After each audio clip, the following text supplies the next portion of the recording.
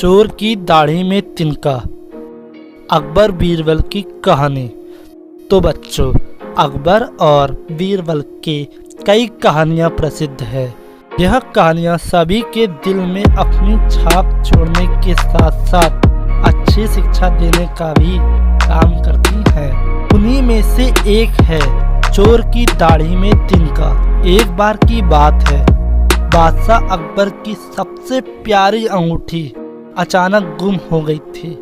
बहुत ढूंढने पर भी वह न मिली। इस कारण बादशाह अकबर चिंतित हो जाते हैं और इस बात का जिक्र बीरबल से करते हैं। इस पर बीरबल महाराज अकबर से पूछते हैं, महाराज, आपने अंगूठी कब उतारी थी और उसे कहाँ रखा था? बादशाह अकबर कहते हैं, मैंने नहाने से पहले अपनी अंगूठी को अलमारी में रखा था और जब वापस आया तो अंगूठी अलमारी में नहीं थी। फिर बीरबल अकबर से कहते हैं, तब तो अंगूठी गुम नहीं चोरी हुई है और यह सब महल में साफ सफाई करने वालों में से किसी कर्मचारी ने ही किया होगा। यह सुनकर बादशाह ने सभी सेवकों को हाजिर होने को कहा।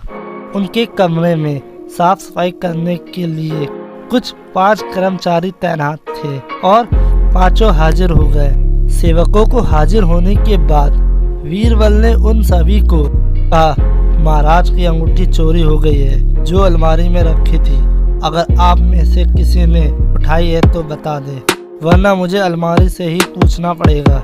फिर बीरबल अलमारी के पास जाकर कुछ फुसफुसाने लगे। इसके बाद मुस्कुराते हुए पांचों सेवकों से कहा, चोर मुझसे बच नहीं सकता क्योंकि चोर की दाढ़ी में तिनका है।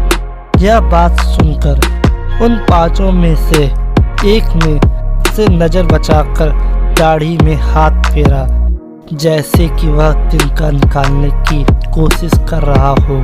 इसी बीच बीरबल की नजर उस पर पड़ गई और सिपाहियों को तुरंत चोर को गिरफ्तार करने का आदेश दिया। जब बादशाह अकबर ने उससे सख्ती से पूछा तो उसने अपना गुनाह कबूल कर लिया और बादशाह की अंगूठी वापस कर दी।